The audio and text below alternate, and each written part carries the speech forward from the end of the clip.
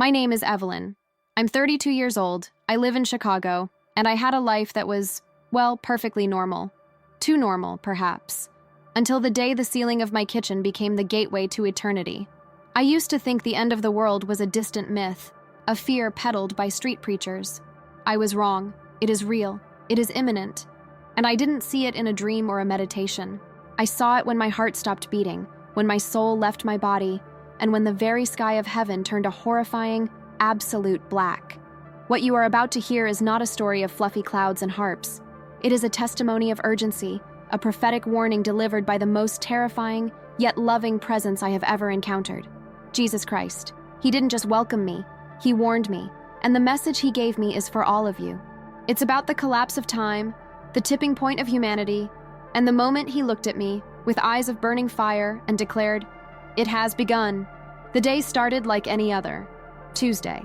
I was running late for my marketing job downtown. The usual rush, the usual stress. I remember reaching for the coffee maker, a cheap plastic thing I'd had for years. That's the irony, isn't it?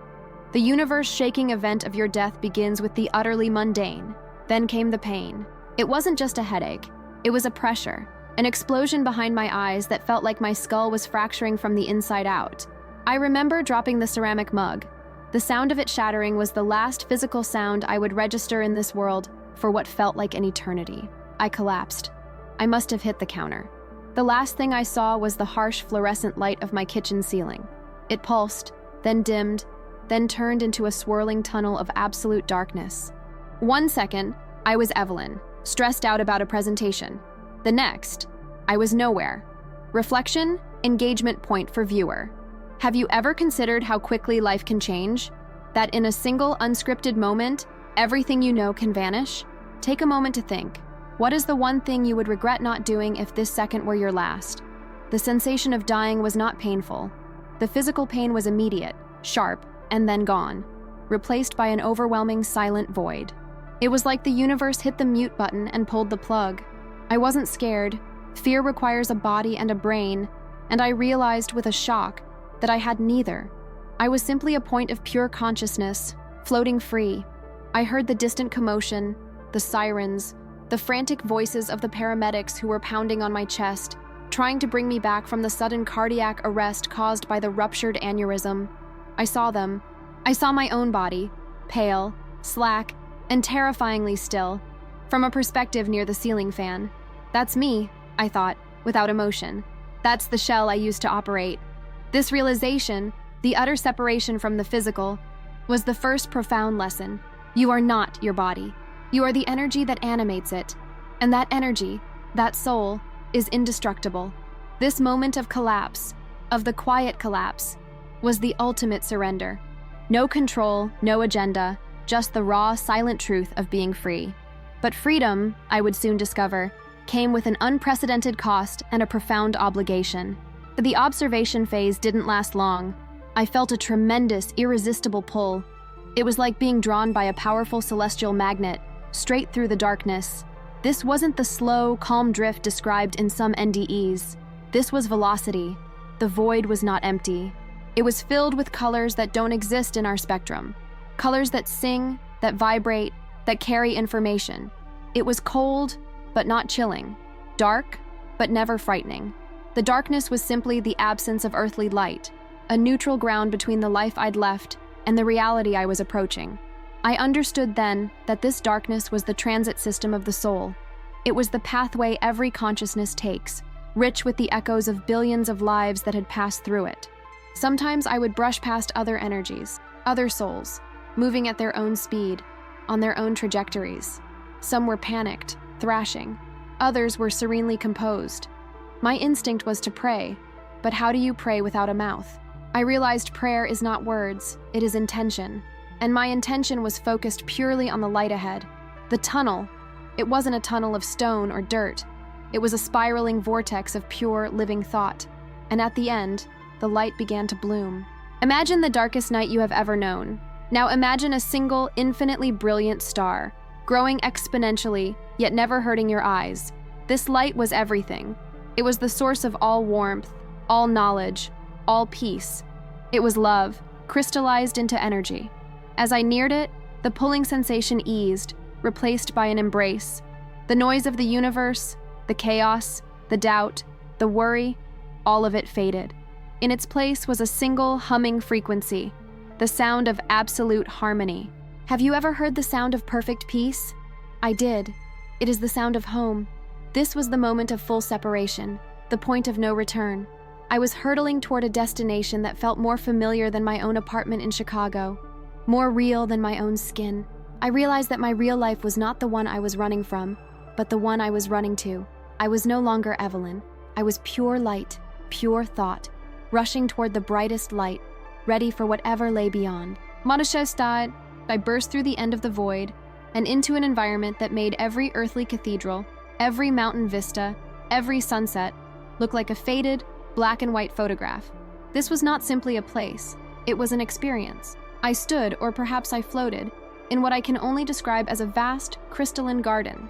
The grass was made of emerald light, the trees bore fruit that glowed from within, and the air was thick with a fragrance that was simultaneously every beautiful scent imaginable. Rain, jasmine, pine, and something infinitely cleaner. This was the gate of glass and gold. The structures nearby were towering, built not of brick or mortar, but of sound and light. They shimmered, changing color with every harmonic vibration of the air. They were built with joy, and the beings there, they were radiant. They weren't flying around with wings and white robes. They were simply forms of intense, pure light, moving with purpose and an overwhelming aura of collective, selfless love. They smiled at me, though they had no mouths. Their welcome was a transfer of perfect, immediate understanding. You are safe. You are loved. You are home. I remember one being in particular. I will call her the keeper of the threshold. She didn't speak with a voice, but with a torrent of pure, liquid knowledge poured directly into my consciousness. Keeper of the threshold, mental telepathy, calm, loving. Welcome, child of the earth. Do not fear the process. Release the attachment to the past. The truth waits for you now. The atmosphere was a complete reversal of my life on earth. There was no competition, no scarcity, no disease, no doubt. The very concept of time was meaningless. 1,000 years could have been a minute. A minute could have been 1,000 years. It was an eternal now. I was immersed in a knowledge that I had been seeking all my life. I understood quantum physics, the secret of creation, the nature of suffering, and the single thread that binds all things together: unconditional love. It wasn't taught to me, it was downloaded. It was part of the atmosphere itself. For the first time since I was a child, I felt complete. I was ready to stay. I was ready to dissolve my individuality into this grand, collective, loving reality. But before I could take another step into the light, I was gently turned to face the process that precedes all divine encounters: the life review. Ask yourself now, if you could step into a realm where the only law is love and the only reality is peace, what part of your earthly life would you instantly discard? What baggage would you refuse to carry over? This was the hardest part. The silent judgment is a misnomer, because there is no judge on a throne with a gavel. The judge is you, and the courtroom is your own soul, illuminated by the absolute, piercing truth of divine light. The life review wasn't a film reel. It was a complete, instantaneous re-experience of my entire 32 years, but viewed from a critical, all-encompassing perspective: empathy. I didn't just see the actions I took. I felt their ripple effect. When I snapped at my mother on the phone because I was stressed, I felt the sting of hurt in her heart, the momentary doubt she felt about our connection. When I ignored the homeless man outside the office building, I didn't just see my quick step past him. I felt his cold, gnawing despair, his profound sense of invisibility, the hunger pangs in his stomach. I felt the consequences of my indifference. The light, which was an aspect of the divine, didn't condemn my mistakes. It simply revealed them with a perfect clarity that was more painful than any earthly punishment. The light only cared about one thing: the intention behind the action. Did you choose love? Did you act from a place of fear or a place of faith? I saw moments I had completely forgotten: a small kindness to a stranger, a moment I chose patience over anger, a time I forgave someone who didn't deserve it. In those moments, I swelled with a joy that was 10,000 times greater than any earthly triumph. Those were the gold moments, the acts that resonated with the frequency of the celestial realm. I realized that the whole purpose of the earth experience is not to acquire wealth or status, but to learn to love unconditionally and actively, even when it is difficult. Every interaction is a test. Every moment is an opportunity to generate that divine frequency. I wept, a soul-wrenching, silent cry, not of guilt, but of overwhelming regret for the missed opportunities. I had been so small, so preoccupied with my own trivial anxieties, while a vast ocean of active love was waiting to be poured out through me. The keeper of the threshold was still there, observing, radiating perfect compassion. Keeper, mental telepathy, soft but firm. You have seen the accounting. Now you know your weight. Your value is not in what you accumulated, but in what you gave away. Prepare now. The one you seek approaches. It was in the aftermath of this searing, silent introspection that the atmosphere began to change. Up until this moment, the NDE had followed the traditional script: peace, light, love, review, bliss. But then a subtle shift occurred, a tremor in the fabric of the glorious reality. The overwhelming golden luminescence, the source of all comfort, began to recess, as if a massive, unseen curtain was being drawn across the sun. The air, which had been warm and effervescent, suddenly acquired a deep, icy quality, not the cold of winter, but the cold of profound cosmic gravity. I felt a disturbance, a massive, agonizing shadow of the storm that cut across the crystalline garden. It wasn't the presence of evil. It was the intense magnetic force of immense suffering being pulled up from the earth and cast onto the heavenly threshold. The other beings, the souls of light, became rigid. Their humming frequency dropped to a low, urgent drone, a tone of absolute solemnity. They turned their attention downward, toward the distant, shimmering blue marble of Earth, which I could now perceive with painful clarity. I saw the Earth swirling with an unprecedented amount of fear, anger, and division. It was like watching a beautiful fruit turn rotten from the inside out. The global consciousness was saturated with a darkness that was beginning to threaten the energetic balance of the cosmic order. The sheer volume of human discord was creating a spiritual rupture. The keeper of the threshold, her light dimmed by the encroaching shadow, turned her gaze directly at me. Keeper, mental telepathy, urgent, grave. The moment of grace is ending. The period of long patience is concluded. The free will of humanity has reached its final, destructive choice. This is not the welcoming you expected, child. This is the summons. My heart, the spiritual core of my being, began to pound with a mixture of awe and terror. The peace was gone, replaced by a profound, urgent sense of dread. The silence of the eternal now was shattered by the sound of what I can only describe as a celestial bell toll. It was the sound of reckoning. I turned, following the direction of the greatest light, which was now coalescing into a single, blinding point of origin. I knew who was coming. It was not the gentle shepherd. It was the King of Kings, arriving with a message of absolute, unyielding truth. Contemplate this. If the collective human suffering on Earth has a spiritual consequence, are you contributing to the light or to the growing shadow? Your choices are not isolated. He appeared, not stepping into the scene, but manifesting from the light itself. The moment he solidified, the atmosphere was ripped open. The sky of the celestial realm, the vibrant, crystalline expanse, performed an impossible, terrifying transformation. It didn't fade to gray. It didn't turn stormy. The sky turned black. It was a deep, velvety, absolute blackness, a black that absorbed light, a color that signaled the end of the day. It was not the beautiful void of the tunnel. It was the black of a door slamming shut. It was the cosmic equivalent of a warning light flashing red. And the figure standing before me was him, Jesus Christ. He was not the gentle, pale, European figure of religious paintings. He was power. He was vast, towering, and blindingly radiant. His garment was white, but not the white of earthly fabric. It was the white of 1,000 suns, pulsating with the energy of creation. His eyes were not merely loving.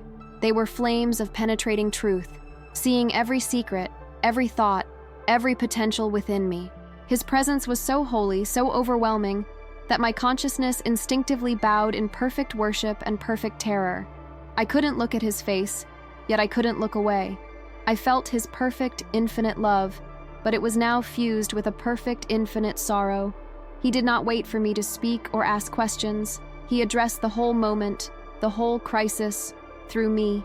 The words he spoke were not in English or any human tongue. They were a resonance, a deep, earth-shaking vibration that I received as perfect, undeniable meaning. Jesus, voice, resonant deep authority that shakes the core of reality. Evelyn, child of the time. You are here at the precipice. I have held the door open through eons of patience. My heart has bled for the simple, foolish choices of your world. But the moment of free will's greatest error has been reached. Look, and understand the consequence of the love that was rejected. He raised a hand that had been pierced, and the wound glowed like a supernova, and pointed toward the darkened celestial sky. The blackness was not a void. It was the reflection of humanity's heart. It was the aggregation of all the hatred, all the deliberate cruelty, all the willful ignorance of the divine connection. He showed me that when the love of God is consistently and globally rejected, the light eventually withdraws, even from the heavens themselves. And then came the words that burned into my eternal memory, the core of the prophecy. After showing me the sky, the king's eyes, the burning flames, focused entirely on me. His voice dropped to a level of urgent, undeniable finality. Jesus, voice, urgent, absolute, final. It has begun. The phrase was not a prophecy of the future. It was an announcement of the present. He wasn't saying it will begin. He was saying that the final era of global upheaval had already been initiated by human hands. The clock had struck. As he spoke these 3 words, the vision that followed was not a slow parade. It was a torrent of horrifying, undeniable truth. First vision, the Earth's fury. I saw the great balance shattered. The seas were boiling with pollutants. The glaciers were weeping, and the air was thick with a burning film. He showed me that the climate crisis is not merely an environmental problem. It is a spiritual response. The Earth, a living organism created by God, was recoiling from the violence of its children. The great geological forces, volcanoes, earthquakes, tsunamis, were being unleashed as the planet attempted to shake off the fever of human greed and consumption. I saw entire coastal cities swallowed by the rising, angry ocean. Second vision, the War of Souls. I saw the immediate, inevitable consequence of political and social division. Wars were no longer confined to borders. They were fought in the streets, in the homes, and most brutally, in the hearts. The great nations were ripping themselves apart from the inside, fueled by misinformation, paranoia, and a total loss of empathy. I saw the global financial system collapse, not with a bang, but with a sudden, silent erasure of trust, throwing billions into chaos. The collapse was a result of worshiping Mammon instead of the Creator. Third vision, the technological trap. He showed me how the very tools we created for connection were being twisted into instruments of control and delusion. The global mind was becoming unified, but not in love, in manipulation. I saw screens replacing souls, and artificial intelligence taking on a false deity status, lulling billions into a state of docile, comfortable slavery, severed completely from their divine intuition. Jesus, voice piercing. I gave them the garden and the law of love. They chose to harvest thorns and construct prisons. They have mistaken the shadow for the light, and the temporary for the eternal. The consequences of this collective, willful blindness are now unfolding on Earth in rapid succession. The warning period is over. The correction has begun. I realized that what we call prophecy is simply the spiritual observation of where humanity's current trajectory is inevitably leading.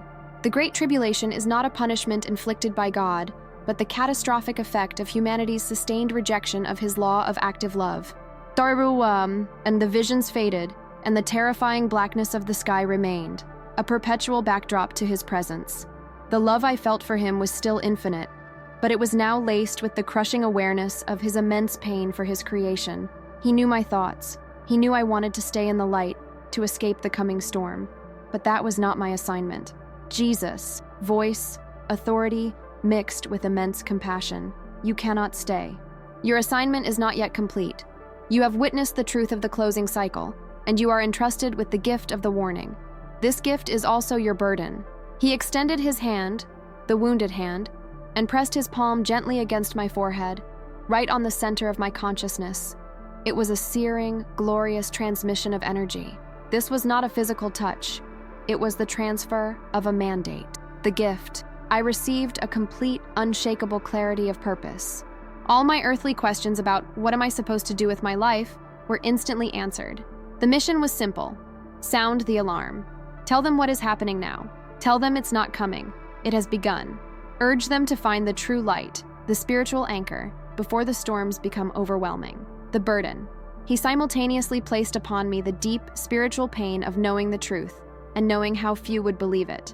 The isolation of carrying a message that sounds like madness to the ears of the world. The profound responsibility of having seen the sacred and having to return to the profane. Jesus, voice, final instruction. The time for silent faith is over. The time for outward demonstration of love has arrived. Tell them to repent, not in guilt, but in action. Turn their hearts from fear and division to radical, unconditional compassion. Focus not on the chaos, but on the connection to the divine within each other. Go and deliver the message. Go now. The command was absolute. The peace was gone, replaced by a holy, desperate urgency. I looked at the black sky one last time. It was a mirror of humanity's heart. My time was up. I had received the final message. What is your mission? If you were sent back from the ultimate truth, what would be the single essential instruction you would have to deliver to the people you love? The exit was the opposite of the entrance. It was a violent, painful rushback. There was no gentle farewell, no slow drift.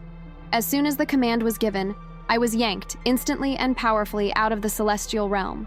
It felt like being pulled through a straw by a cosmic vacuum cleaner. The peace I had cherished for moments, or ages, was brutally stripped away. The light receded, and I was back in the familiar, terrifying cold of the transit void. The blackness now felt oppressive, the weight of the earthly realm rushing up to meet me. I struggled. I didn't want to go back. I cried out, a silent mental scream. No! I cannot face the pain again, the smallness, the doubt, but the command was a tether. I was being pulled by the divine will, not my own. I was going against the grain of my own soul's desire for rest. The re-entry into my body was the most traumatic experience of the entire journey. As I approached the Chicago apartment, the sounds and smells of the physical world crashed over me. The metallic tang of blood, the sterile scent of the paramedics' gloves, the rough texture of the floor. Re-entry felt like trying to pour liquid light into a jar of mud. My soul violently reoccupied the broken vessel of Evelyn's body. The pain, the massive, skull-splitting, chest-crushing pain of the ruptured aneurysm and the defibrillator shock hit me all at once. It was a physical, spiritual, and emotional overload. Scene change. Hospital room. Monitors beeping rapidly. Doctors' voices. I opened my eyes. Or rather, my body opened its eyes. The first face I saw was a doctor, pale and exhausted, looking at the monitor in disbelief. Doctor, confused, speaking to a nurse. She's back. The EKG is stabilizing. Pulse. It's a miracle. We were gone for nearly 11 minutes. 11 minutes. I tried to speak, but my throat was scorched and useless. I tried to move, but my limbs felt like lead weights. But my eyes were wide, staring past the doctor, past the ceiling, into a reality they now knew intimately. I was back, but I was irrevocably changed. I was in two places at once. My feet were in Chicago, but my soul was still standing before the black sky. My first thought was not, am I alive, or am I injured? My only thought, the overriding impulse transferred by Christ's touch, was, I have to tell them, now. It's been months since that Tuesday morning in my kitchen. The physical wounds have healed, but the spiritual reality remains more immediate, more true, than the chair I'm sitting in. I was clinically dead for nearly 11 minutes, and in that time I learned more about life, time, and destiny than in the 32 years preceding it. The prophecy is not a judgment on a distant generation. It is a warning to this generation. The sky has turned black, metaphorically and spiritually, because we, collectively, have allowed the shadow of fear and division to extinguish the light of unconditional love that Christ placed in our hearts. The time for passively waiting for the rapture or the Messiah is over. The time for acting like the body of Christ is now. What Jesus showed me was a vision of consequences, not arbitrary punishment. The world's great crises, the climate collapse, the wars, the social fracture, are the inevitable result of our systemic failures to adhere to the single, fundamental law. Love God, the source of all light, and love your neighbor, the reflection of that light. He said, "It has begun." This means, 1. The time is short. The rapid succession of global events is accelerating. There is no more room for procrastination. 2. The shift is spiritual. The greatest danger is not the economy or a virus. It is the spiritual darkness that leads us to hate our neighbor and fear the future. 3. The solution is action. Don't just pray, act. Forgiveness must be active. Compassion must be radical. Unity must be intentional. My mandate from the wounded hand is delivered to you now. Turn off the noise. Disconnect from the media and the platforms designed to generate fear and division. Find silence. Find your anchor. Embrace the neighbor. Actively seek out the people you have been conditioned to hate or fear, and extend a hand of genuine, selfless love. Your greatest act of worship is an act of radical compassion. Prepare your soul. The physical world will undergo massive upheaval. Your only true security is the state of your soul, your connection to the eternal light. Don't invest in bunkers. Invest in love. Evelyn's voice breaks. Final plea. I saw the light. I felt the ultimate love, but I also saw the terrifying blackness, and I heard the sound of the ultimate final warning. I am not a prophet. I am a messenger. I didn't want to come back, but I am here only to tell you, the storm is on your doorstep. The final opportunity to shine your light, to choose love over fear, is this moment. Don't wait for another sign. The sign has been given. The sky has turned black. It has begun. Will you rise to the challenge, or will you let the shadow consume you? Final engagement reflection. Questions for the audience to comment below. 1.